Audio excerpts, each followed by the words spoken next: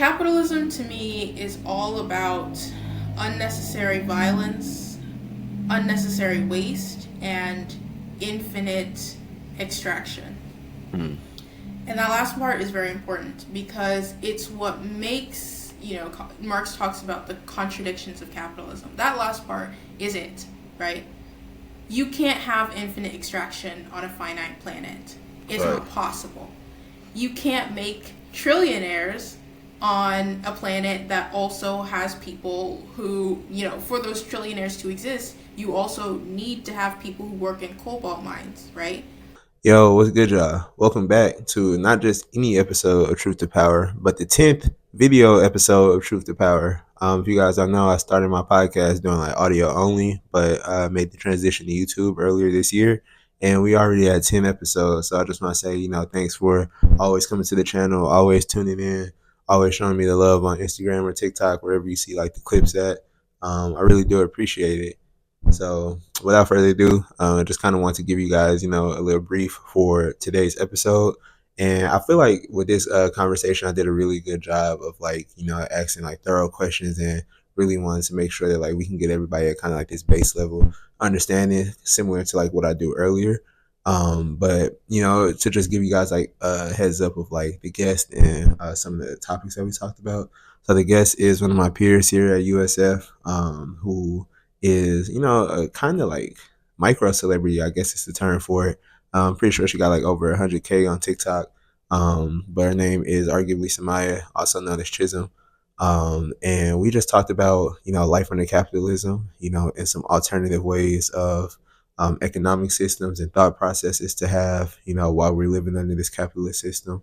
Also talking about, the different sides of the African diaspora that we come from and how, discussing through differences in the diaspora can, reveal to, power for liberation. Also talked about, just her, being a influencer and, how that, plays into her daily life. So we talked about a few different things. We did have like an election question, but you guys are watching this after the election. Still think it's pretty relevant though. So yeah, that being said, it's a pretty good episode, y'all. I really hope that y'all stick around and check it out. Once again, thanks for all the continued support and stay tuned for more Truth to Power. Welcome back to another episode of Truth to Power. So today's episode is a little different. We're doing things virtually. It's because one of my peers who I'm joined by, who I would say is objectively one of my most intelligent peers. I'm joined by Chisholm. Chisholm, would you like to say anything to the people today? Hey, what's good? I'm not that smart, but hey, don't listen to her because look, guys, Chisholm, aka arguably Samaya on TikTok, is a politics major here at USF. Also, one of my close peers, who I am in a who I was in a live and learning community with, and is also part of the Black Scholars Program here at my university. And we have a pretty good, conversation set up today. We're going to be talking about things from like influencer lifestyle, talking about your leftist perspectives, and also just kind of talking about current political discourse. I just want to pick your brain on a few things and also have you on the platform so you can speak some truth to power. Yeah, I mean, that's what we're here for. And there's a lot to cover, so. Definitely. So, if it's all good with you, you ready to get started? Let's just jump right in. All right, cool. So the first question I had was, so like I mentioned, you're a politics major, and I was wondering what initially sparked your interest in politics, so much so that you would, go to pursue a major in it. Yeah, I thought about this for a long time.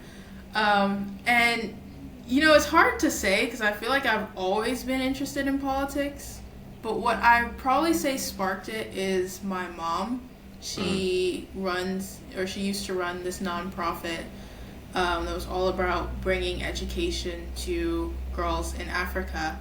And I think sort of from watching her do that, it opened my eyes to the reality that like there's inequality in the world and not everyone has equal access to opportunities.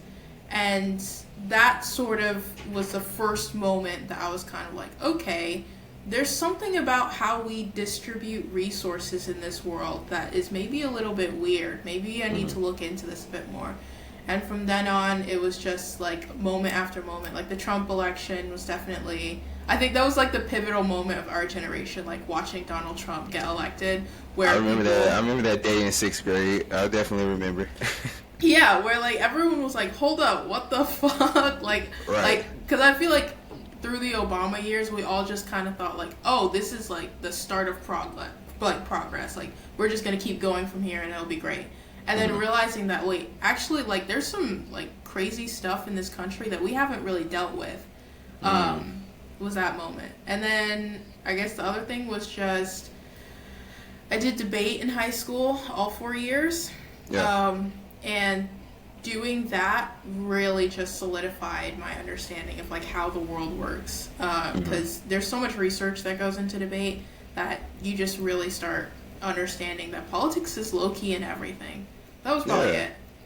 Okay, so kind of got like a nice little, I guess, understanding of things that happened before college with you. But I know that, once people get to college, they exponentially start, going into these different, schools of thoughts and start to learn, a little bit more about the world and, just like everything that's out here. So I'm wondering, how's your time in college, helped mold you into the person that you are today and all your perspectives that you have? So specifically, I know you're currently away from us on a different coast in DC right now. Yeah. So just, talking about those experiences, how are those kind of, built upon what you just talked about?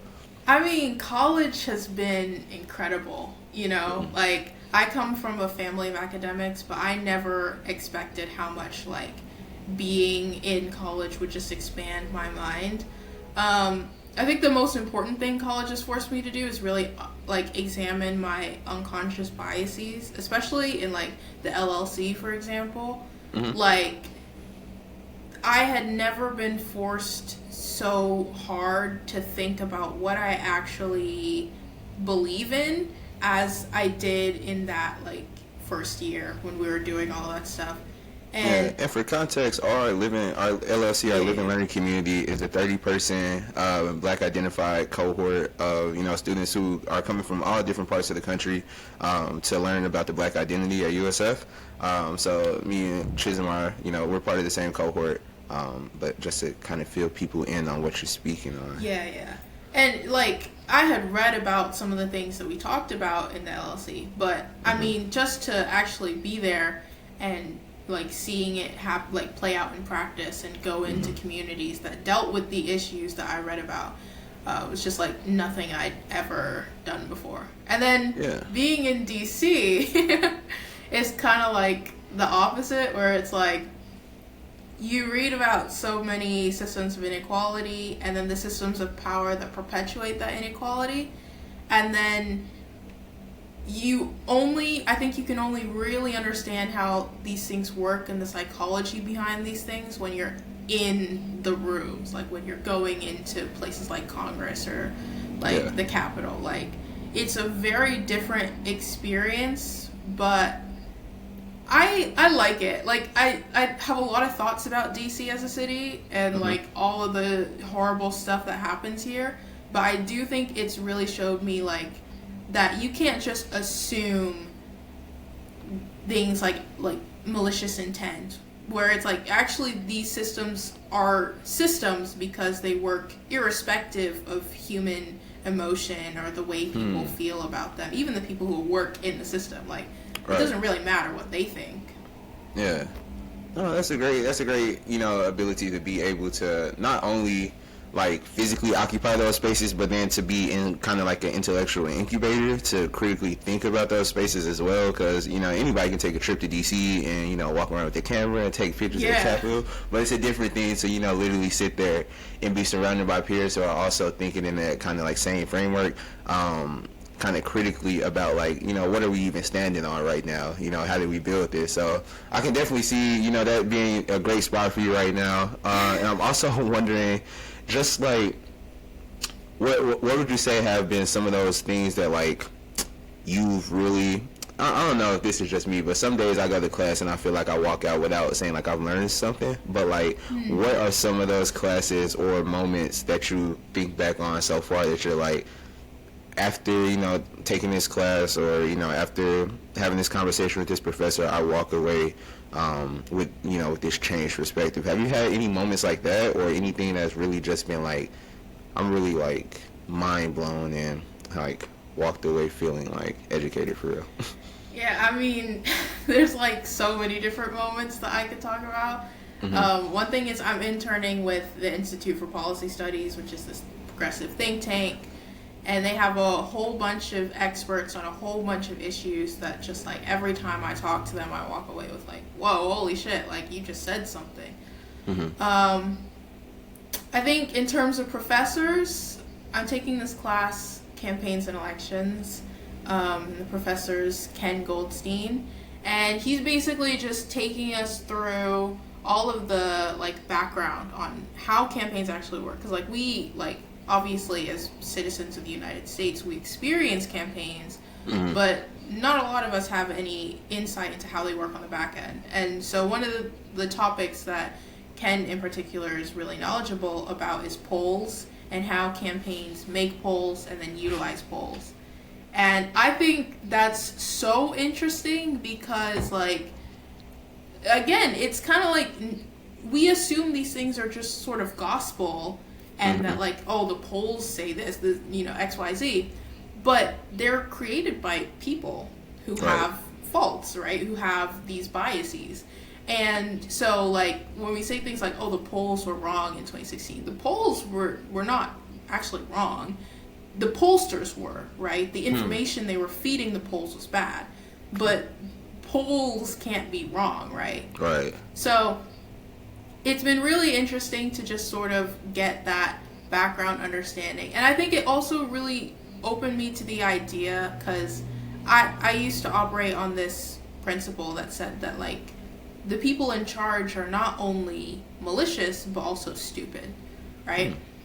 And I do believe that's true for a lot of our leaders. But seeing the background and sort of getting more familiar with it, you do realize that these people, they might be malicious, but a lot of them are not stupid, right? They went to the best schools. They didn't do that just for fun, right? They know something. And whether or not I agree with them morally, the logic does pan out intellectually. Oh, that's cool. I really, I'm kind of a little jealous, because I'm a business major. So, like, my class content, like, when I got to put stuff in my Google Calendar that's telling me, I got somewhere to be in 10 minutes, it's not necessarily talking about the most, like, engaging and, like, relevant content. So, I really do, I just really like to, like, tap on my peers to see, like, what are y'all learning? Because I guarantee it's a lot more interesting than what I'm learning. But, we'll see, where we all end up. But kind of want to you'll transition. You'll probably be more, like, successful than me in the long term. Hey, I don't know. We'll see. We'll see where we end up, because I know we still got to talk about, your celebrity status and things like that. But before we get there, let's transition to having a conversation about blackness. So we, kind of touched on our live and learning community experience.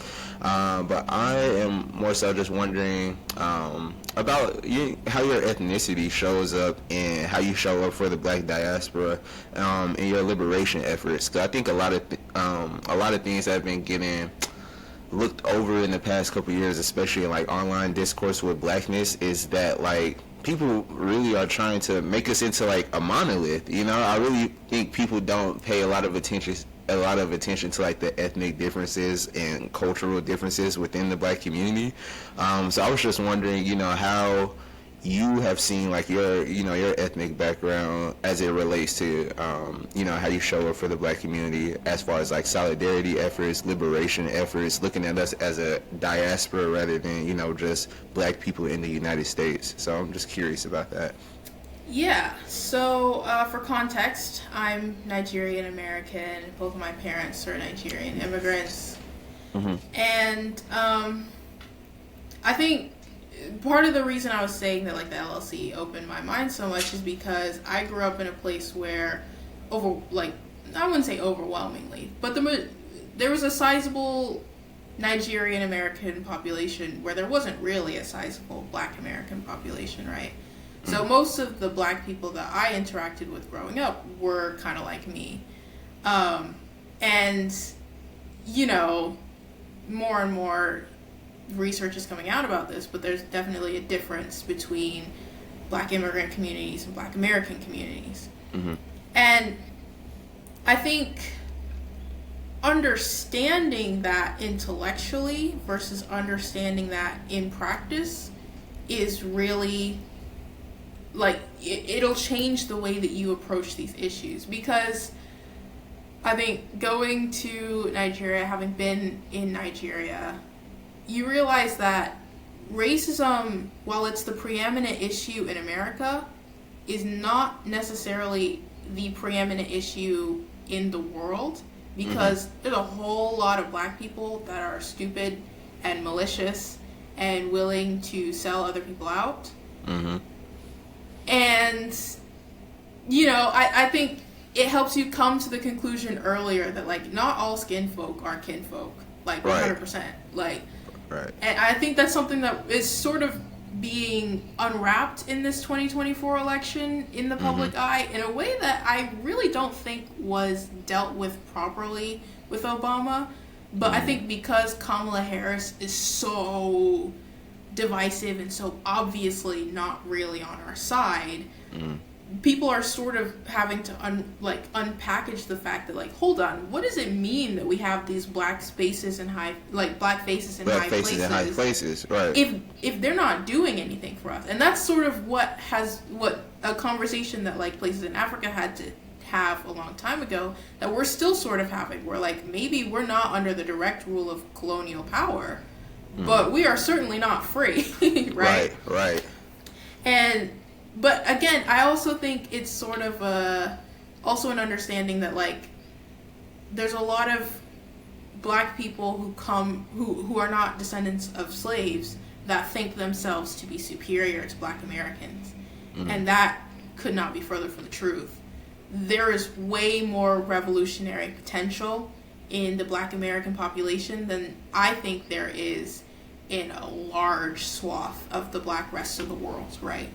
Because there is so much that has been figured out by the people who live in the belly of the beast that other people are able to just kind of ignore, like, shift the blame off of.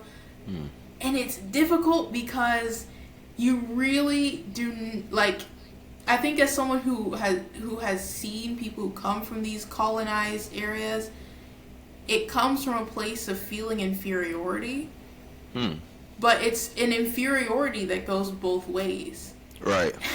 And so being hit by that, like, double inferiority as someone who, like, grew up in America, is technically an American black person, but struggles to sort of identify as an American black person. It's definitely been very interesting. Yeah. So.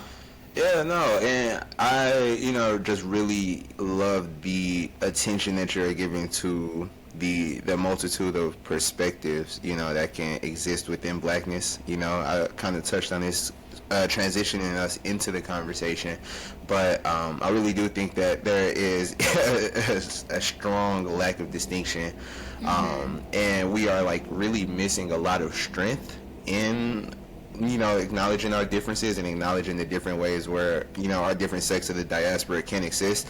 Because I do think there is a lot of perspective from living in the belly of the beast, like you said, of the American empire, but also at the same time, this is all we know, and we are at our core, American citizens who have a way of thinking, that is set up from the United States, so I always do think that we need to, look beyond our borders, but I'm just thinking, like, how much infrastructure and conversations do we need to have before we can really link up as a diaspora, because there are a lot of psychological battles being fought. You talked about the double inferiority. I often think about the times where people who immigrated from Africa may look down on black Americans, saying that we're lazy and criminals and all these things, but you got to think about who's giving them these messages, and Right, conversely, exactly. who is also giving us the messages that people in Africa are poor and can't provide for themselves and things like that. So I think the more that people like us are having conversations like this, really acknowledging the humanity of the different sides of our diaspora, and really, I think what I just said is the biggest part, the humanity of it. I think for too long we've been, kind of just like dwindled down to black bodies and dates, in the back of textbooks, and not as much so as the people who are actually living those experiences, and therefore their descendants who also are carrying on those perspectives. So definitely, really just want to use this as just like a good jumping off point to tell everybody, start thinking more about black people as actual humans, Yeah. And I mean, I think it's important to hold both of those perspectives in mind, because like you said, like, we're all just humans, right? And I think the part that's really tripping people up is that nobody really wants to be held to account for a situation that they didn't choose, right? No black American wants to be held accountable. Maybe not held accountable is the right terminology, but let me just say this, right? Like, no black American wants to be taken to task for, neocolonialism, when that's not what they did. That's not what their ancestors did. Like, that was somebody else. But again, it is still a system that delivers privileges and harms, right? And on the opposite side, no African wants to be told, like, hey, like, this is a weird system that you guys, like, low-key played a part in, and, like, is being reinforced, maybe not for the benefit of all Africans, but certainly there's a class of African that is benefiting from the way that the world is currently set up, at least more than, others. And no African wants to be told that, like, hey, that little immigrant story that you're so proud of is maybe you shouldn't actually be that cool with it. And I think, just speaking from experience, there's a lot of social conservatism in African, like, immigrants who think they really made it. Like, they really came, like my parents really were in the village, and now they're, like, thriving. And it's hard to be told that, like, yo, that wasn't just hard work. That was also, like, there was a pathway that was low-key made for you that other people didn't get. And it's hard to be told that. So I think there's a perverse desire among everybody, not just black people. No one wants to be at the bottom. Nobody wants to be told that, like, they are the least. Everybody wants to be stepping on somebody else. And so Africans love to be told, black immigrants love to be told, like, yo, you did something, right? Like, you are above these people. You're a better moral character. And then, like, people love to be told, like, these people are savages, right? So no one wants to be at the bottom. But I think everyone needs to recognize that it's a lot of hands that made the world that we live in. Whether or not, like, those hands were super into it, or even if they knew what they were making. Right. And it's all those hands that are going to unmake and remake that world. And until we get to that understanding, we're stuck here. Right. And so this is the next question, but, my little transition that I picked up on is, nobody wants to be at the bottom. So thinking about these different hierarchical structures in our country, I want you to talk about something that really blew my mind freshman year when I met you.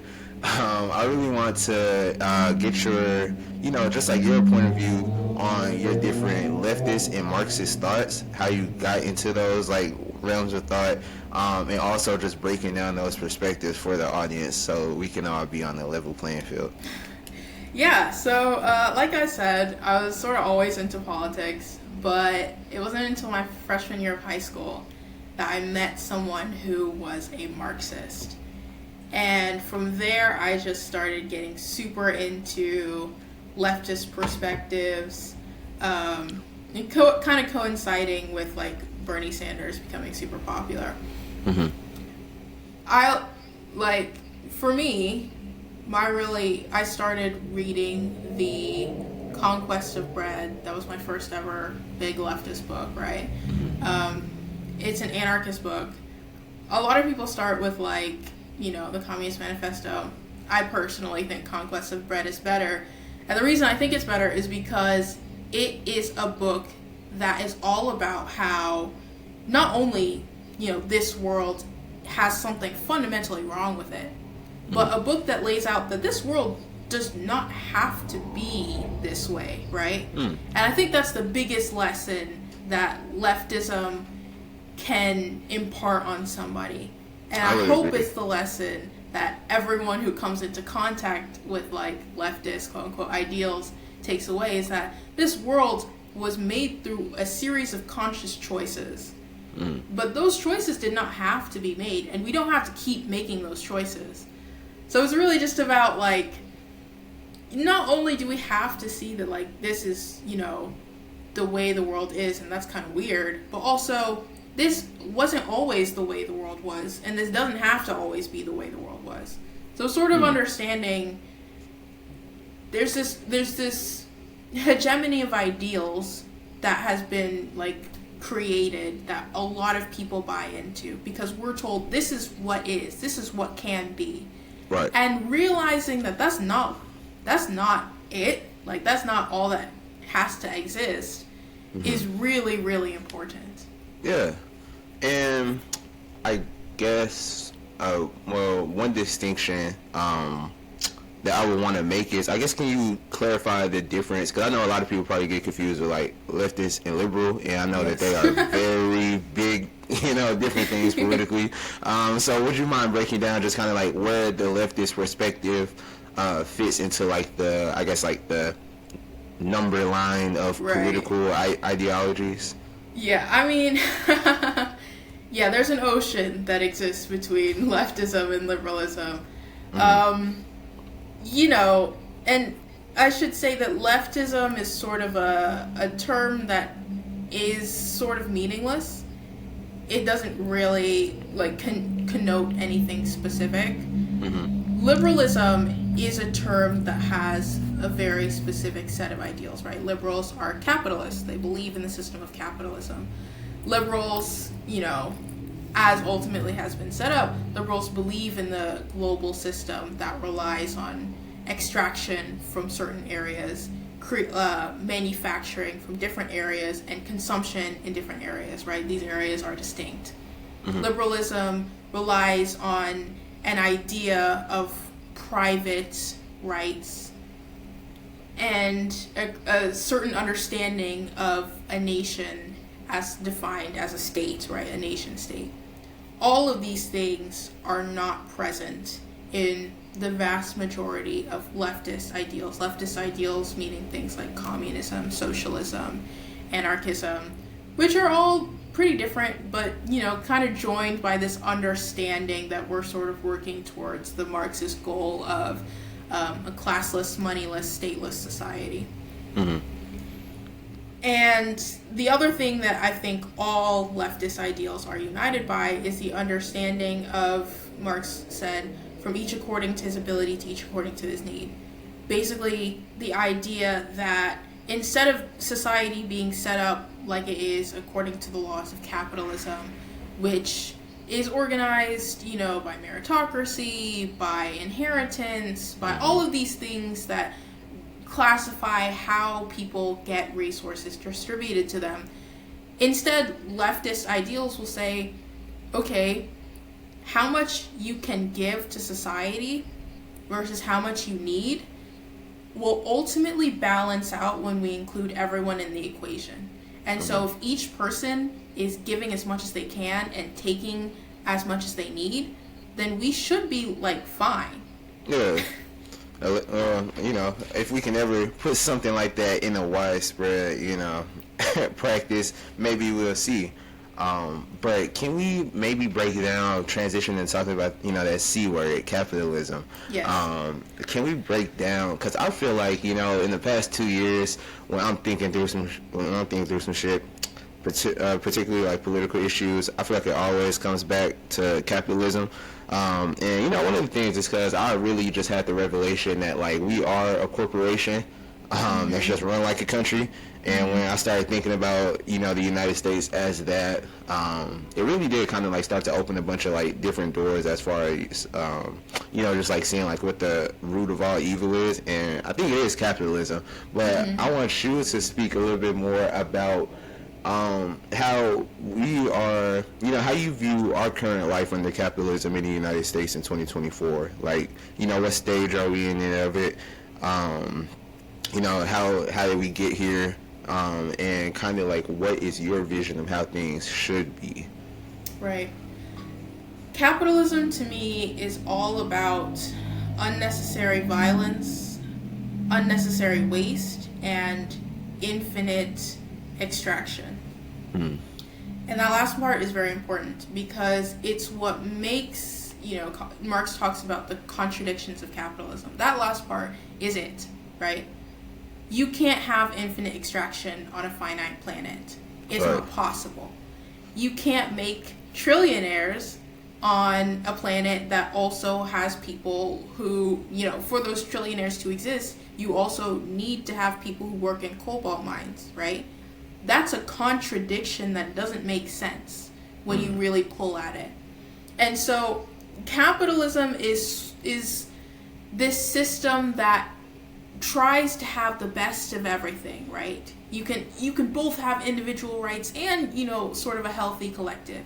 But at the end of the day, the individual is always prioritized over the collective in capitalism. That's just how it works. And so, like, you can, there's this book called The Shock Doctrine, Naomi Klein, and it's all about neoliberalism. Neoliberalism being the period of about 70s to, I would say, 90s of capitalism on the global stage that was really the American empire exerting its power in a very overt way.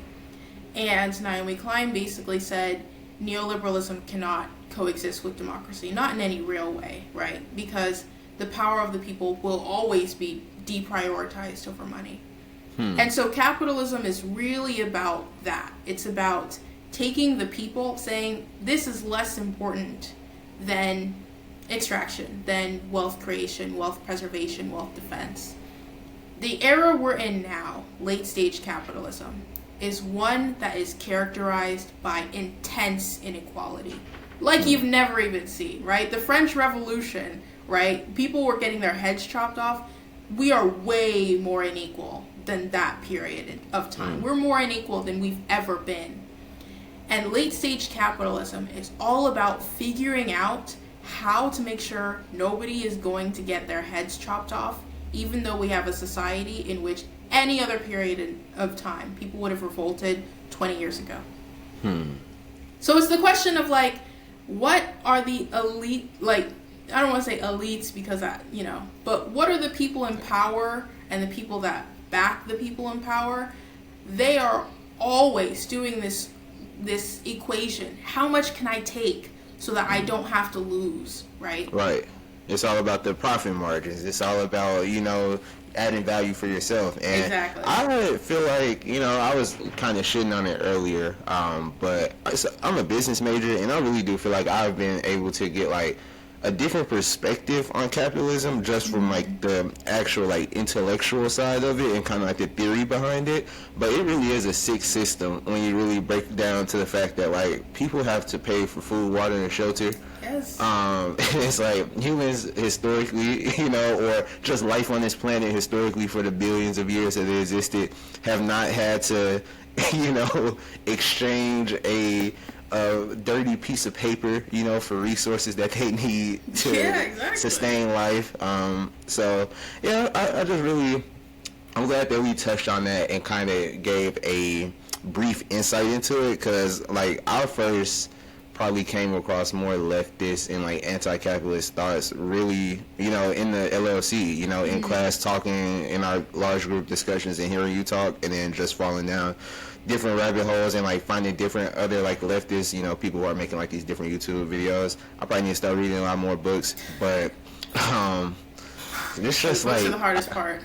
it really is, and it's always one of those things where you say like I don't have enough time, but you can make time for you can make Well, time for also, things. like, our society is kind of set up so that people won't have enough time. Like, that's That part is of very true. Time is the money. benefits of late stage capitalism for those in power. Yeah, that actually is true. Time quite literally is money. But I know we, touched on capitalism. I'm glad we did. I really want this to be like something that kind of piques the interest of people, but not really getting too deep into it. What I really want to transition to is, you have a platform. Got a hot mic right now. I think we're like less than 20 days from election day, Yeah. and if you could speak to the American people, what would you tell them about this upcoming election? I mean, I never like election season. It's always a difficult time to have a platform because, voting is sort of the least important thing that you could do. Whereas, like, I can see both perspectives. Like they say, if voting really mattered, they wouldn't let you do that. I could see that. But also, it's pretty undeniable that, like, at least local level, voting can have a pretty big impact. Oh, definitely. Oh, yeah. So it's so much. I literally have my mail-in ballot right next to me, and it is like, when I tell you my ballot is this tall, like this tall, and it's just like straight up local stuff. Like, so yeah, definitely pay attention to those local ballots. But what were you saying? Sorry to cut you off. I'm sort of saying, like, again, when I was talking about capitalism, it's sort of like the equation is how much can I get before I have to lose anything, right? Mm-hmm. And so what's on your voting ballot is what has been deemed as safe to give you in order to make sure that those in power don't really lose anything.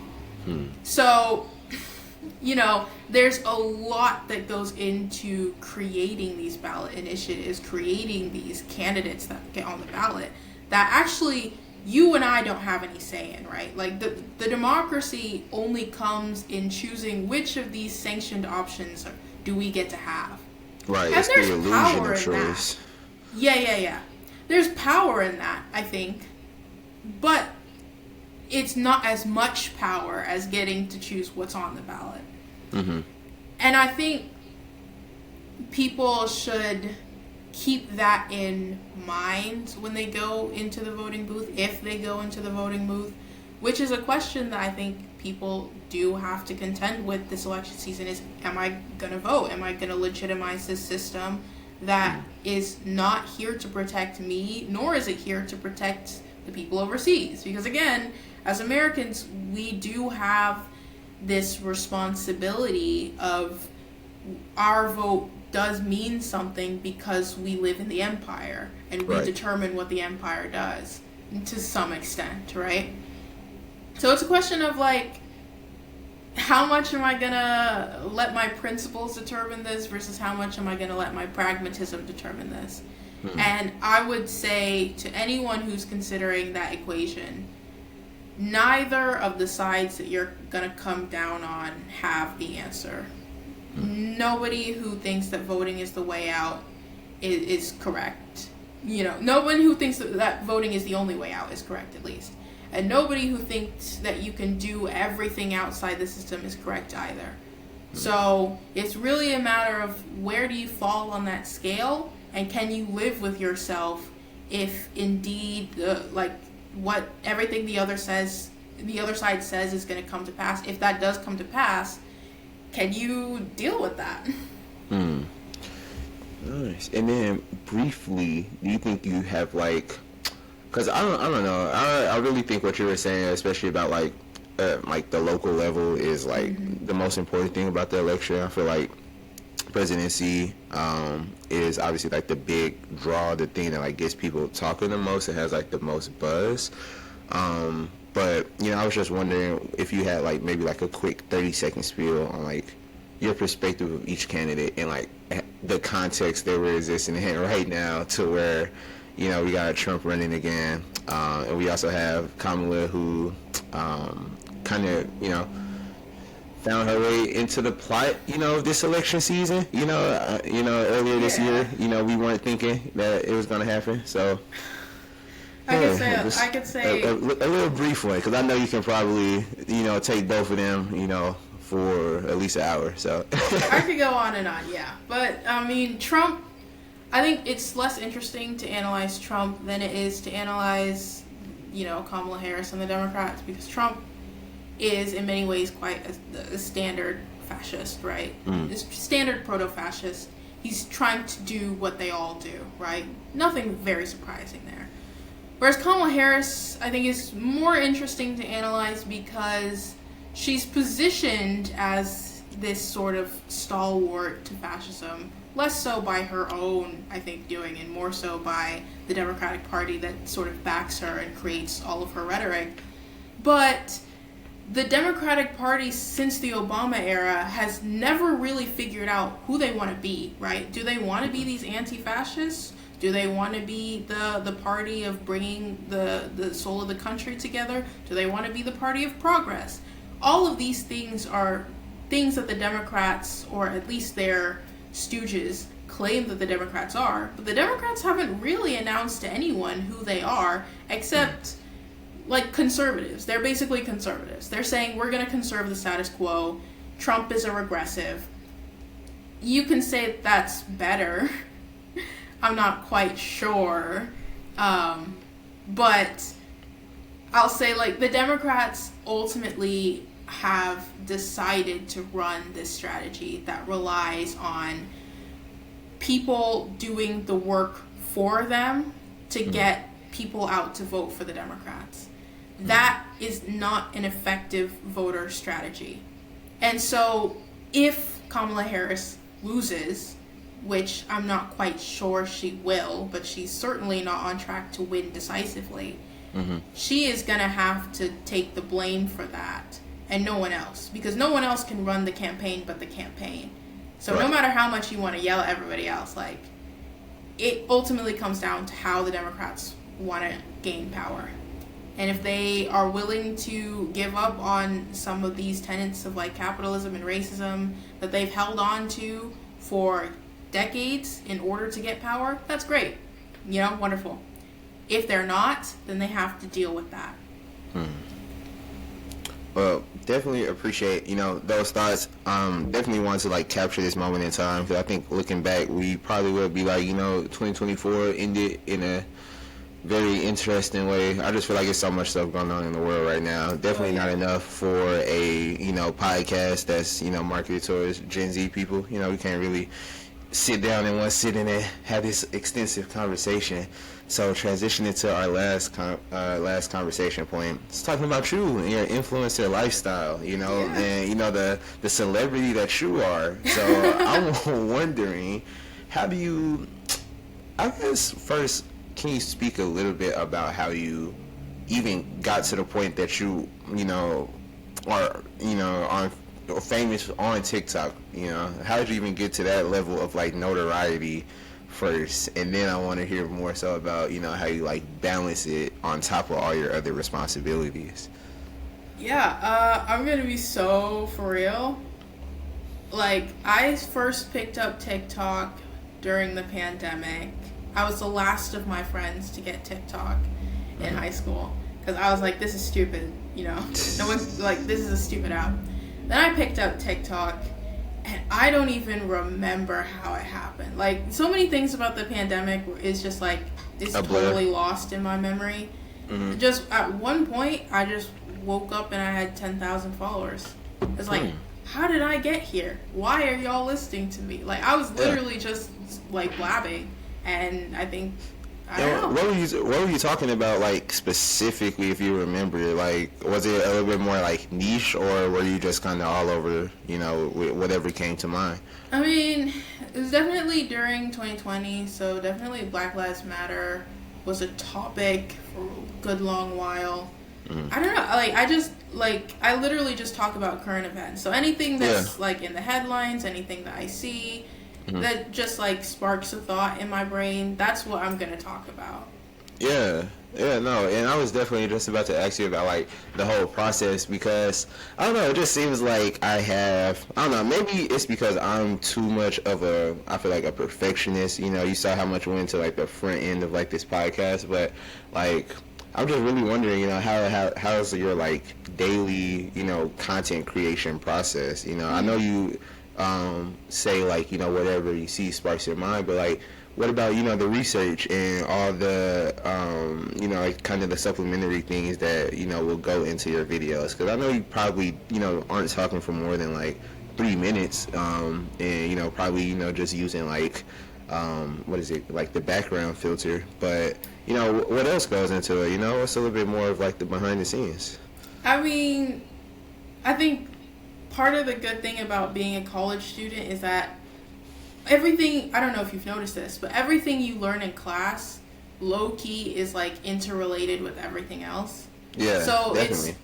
so it's a lot of just like, what am I learning in class? What am I reading for the day? Like right now I'm reading this book called Surveillance Capitalism, all about like how big tech is selling our data and manipulating our behavior and stuff like that. And that has so many tie-ins with like what's happening right now. You know, what are the conversations I'm having with different people? It's just so many different places that I'm pulling from. And I just keep a list of everything that inspires me. And anything that I think correlates to that, I'll pull that and be like, oh, this is actually related to this. And, you know, blah, blah, blah, blah, blah. I think it's just a matter of stringing together different thoughts. Cool. And then this is like my last question I have for you. But what are some positives and some negatives of this influencer lifestyle? Definitely a negative is having to call myself an influencer. I hate that title. But I guess positives, it does feel like I'm making a difference. It feels, and it is hopeful to be in conversation with people that are sort of thinking about the same things as I am. Yeah. Negatives, I will say it's not good for your mental health. Like on most days, it's something that you can just kind of upload and just like walk out and do something else. But on days when you're like, there was a 2-day period where on one day I was getting a lot of backlash, and then on another day I got like something like 1 million likes. So like it's that intense, you know, dichotomy of emotions. Like you can be on a high one day and then be dropped into the bottom of the next. So it's not good for your mental health, I will say. And then the other thing is, you know, you really are put in an echo chamber. Yeah. And it's a comforting echo chamber, but it's one that you can't delude yourself into thinking is the real world.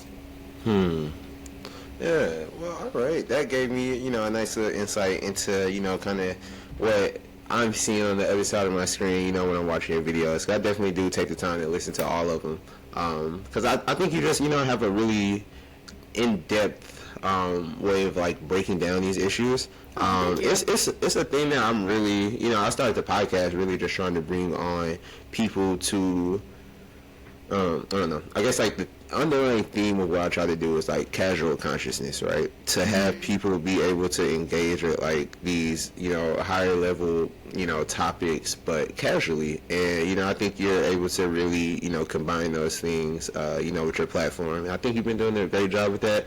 And, you know, you're one of my peers, so I really just wanted to give you, you know, some kudos for it. And also thank you for, you know, stopping by on Truth to Power.